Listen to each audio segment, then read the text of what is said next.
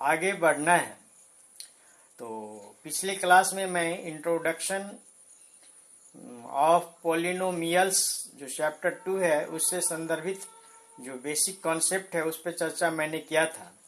उसी कड़ी को आगे बढ़ाते हुए फिर आज मैं चर्चा करने वाला हूं जो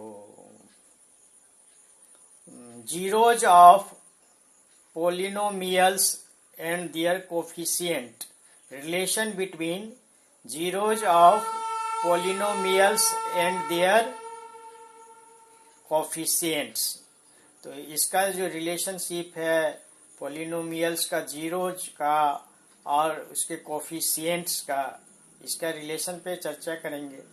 फिर सम ऑफ द जीरोज, इस पर भी चर्चा करेंगे। प्रोडक्ट ऑफ द जीरोज, इस पर भी चर्चा करना है। पर्टिकुलरली यदि बात करें तो क्वाड्रेटिक इक्वेशन में या कुछ थोड़ा सा क्यूबिक इक्वेशन में, दो ही पर में ये जो सिलेबस है वो क्वाड्रेटिक और क्यूबिक जो है इस पर में ही निर्भर करता है और इसी चीज़ को डिस्कस करूँगा। क्योंकि बहुत सारे चीज़ होते हैं तो सारे बिंदुओं पर तो नहीं संभव है, लेकिन जो सिलेबस में है और कंटेंट में जो है वो क्वाड्रेटिक और क्यूबिक पोलिनोमियल्स पे ही आपका चर्चा होना है और इसी विषय वस्तु को लेकर आगे बढ़ेंगे। तो देखते हैं आज जो इसका जो मेन पॉइंट्स हैं जो कल के कंटिन्यू करते हुए आज देखते हैं, आगे बढ़ते हैं। और आप लोगों से फिर आग्रह होगा जो आप लोग शेयर करें, लाइक करें, फॉरवर्ड करें। जितने बच्चे लाइक फॉरवर्ड करेंगे उतने ही बच्चों को ये फ़ायदा होगा और भविष्य के लिए अन्य बच्चों भी इसका लाभ उठा सकते हैं। तो let us go to see the problems related to polynomial of chapter 2 and its main points. तो देखिए, जैसे मैंने चर्चा किया था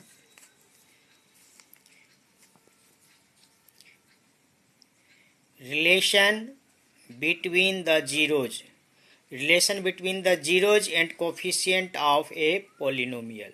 तो कोई भी पोलिनोमियल्स का जो कोफिशिएंट होता है यानी कि ABC होता है, x के पहले AX लगा होता है, इस तरह का ABC जो कोफिशिएंट होता है और जो जीरो है उसके बीच में रिलेशनशिप क्या होता है।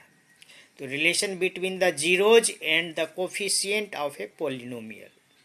तो मान लीजिए क्वाड्रेटिक है तो इसमें 2 होगा, क्यूबिक रहेगा तो 3 होगा। तो यहाँ पर चर्चा करना है क्वाड्रेटिक पोलिनोमियल्स में। तो इसका 2 जीरो मान लेते हैं। जो जीरोज होता है क्वाड्रेटिक पोलिनोमियल्स में 2 ठो। एक हो गया, मान लिए कंसिडर किए फर्स्ट जो है अल्फा, दूसरा जो जीरोज है वो बीटा है। क्वाड्रेटिक पोलिनोमियल्स में फर्स्ट जो जीरोज है वो अल्फा माने हैं और दूसरा को बीटा माने हैं। और जीरोज ऑफ किसका, पोलिनोमियल एक्स के लिए। और पोलिनोमियल क्या है, ax² प्लस bx प्लस सी। ax² प्लस bx प्लस सी क्वाड्रेटिक इक्वेशन का फॉर्म ये होता है। क्वाड्रेटिक में जो डिग्री होता है वो 2 होता है हाईएस्ट। तो यहाँ पर x का पावर 2 है और इसके घटते क्रम में लिखते हैं।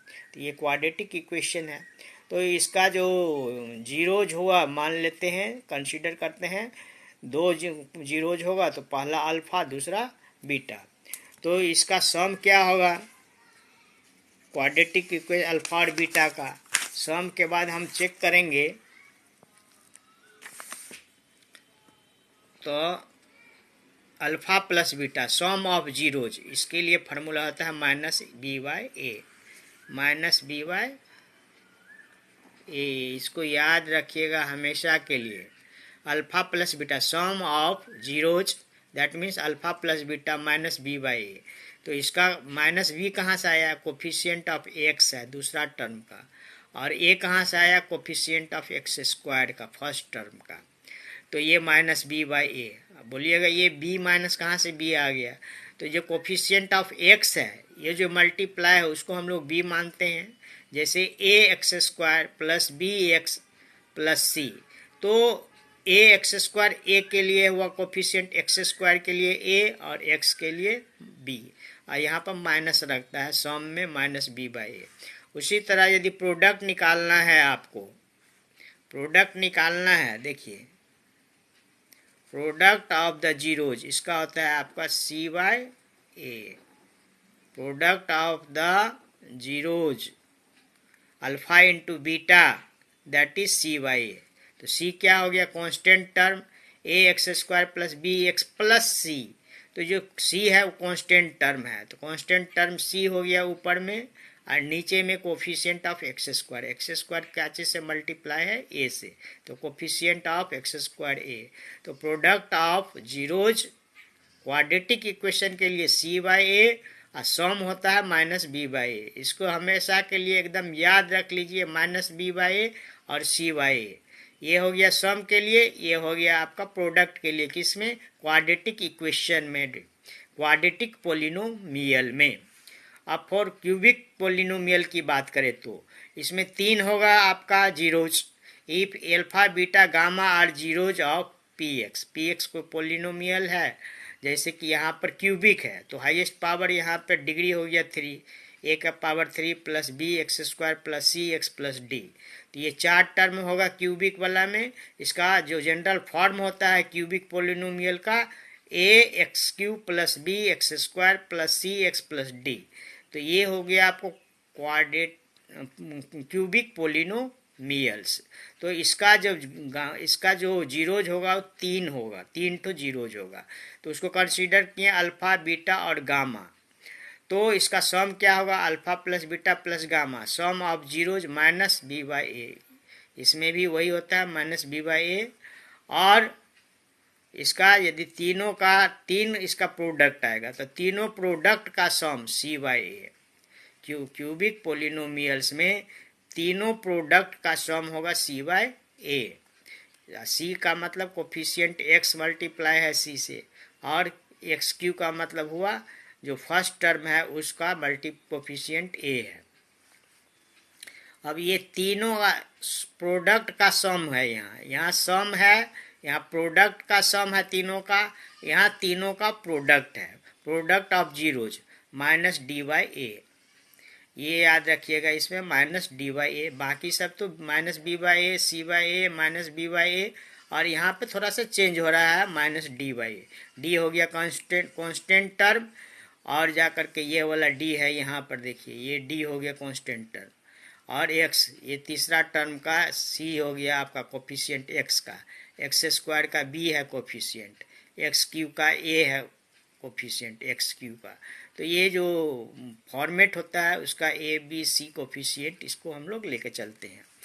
तो ये हो गया। इसके बाद कुछ इंपॉर्टेंट फैक्ट्स होते हैं, उसको देखिएगा। A polynomials of N, degree N, कोई भी पोलिनोमियल्स उसका हाईएस्ट डिग्री एन है तो इसका कितना जीरोज होगा, ऑलमोस्ट एन। जैसे लीनियर इक्वेशन में होता है 1 आपका जीरोज, क्वाड्रेटिक में 2 जीरोज होता है अल्फा और बीटा, क्यूबिक में 3 जीरोज होता है अल्फा बीटा और गामा। तो अब एन के लिए मान लेते हैं 10 20 50 है, तो उसमें कितने जीरोज होंगे, almost N zeros. A polynomial of degree N के लिए have almost N zeros. For example लेते हैं, quadratic polynomial have almost 2 distinct zero, अलग अलग। उसी तरह क्यूबिक जो पोलिनोमियल है हैव ऑलमोस्ट 3 डिस्टिंक्ट जीरो, 3 अलग अलग जीरोज होते हैं। उसी तरह से यदि एन पोलिनोमियल में चर्चा करें तो एन जीरोज हो जाएगा। अब देखिए, इसके बाद देखिए, जीरो में be a zero of polynomial, zero भी हो सकता है, जीरो पोलिनोमियल्स का जीरो भी हो सकता है। जीरो में be a zero of polynomial, zero जो है सो जीरो पोलिनोमियल्स का भी हो सकता है। दूसरा कह रहा है नॉन जीरो का, non zero constant polynomial, no zero, constant polynomials का नो जीरो, उसमें कोई जीरोज नहीं होता, अल्फा बीटा कुछ नहीं निकलेगा। जो क्या होगा, कांस्टेंट पोलिनोमियल होगा, जैसे 5 है, 6 है, 7 है, ए है, बी है, इस सब के लिए। अब देखिए चौथा पॉइंट क्या कर रहा है, alpha beta are zeros of quadratic polynomial. Alpha beta क्या है, जीरोज ऑफ क्वाड्रेटिक पोलिनोमियल्स है। तो जब इक्वेशन लिखना रहेगा, अल्फ़ा और बीटा का वैल्यू लिख दिया रहेगा आपका, अल्फ़ा का और बीटा का, अल्फ़ा की जगह 2 और बीटा की जगह 3 लिखा है मान लीजिए। तो ये अल्फ़ा बीटा यदि दो जीरोज का वैल्यू कुछ लिखा रहेगा, तब आपको इक्वेशन लिखना रहेगा। तो इक्वेशन का फॉर्म होता है X square minus alpha plus beta bracket into X plus alpha into beta. मतलब X square minus sum of zeros alpha plus betas, that means into X plus product of zeros alpha into beta जिसे बोलते हैं। तो ये quadratic equation ऐसे लिखेंगे यदि alpha और बीटा का वैल्यू लिखा है। यहाँ अल्फ़ा का वैल्यू 2 है और बीटा का वैल्यू 3 है। तो इस हिसाब से इसका इक्वेशन हो जाएगा आपका 5x square minus x square minus 5x plus 6। X के जगह पे अल्फ़ा के जगह 2 रखें, बीटा के जगह 3 रखें, तो ये आ जाए। इसी तरह यदि क्वाड्रेटिक इक्वेशन में करेंगे alpha plus beta plus gamma, वैसे होता नहीं है।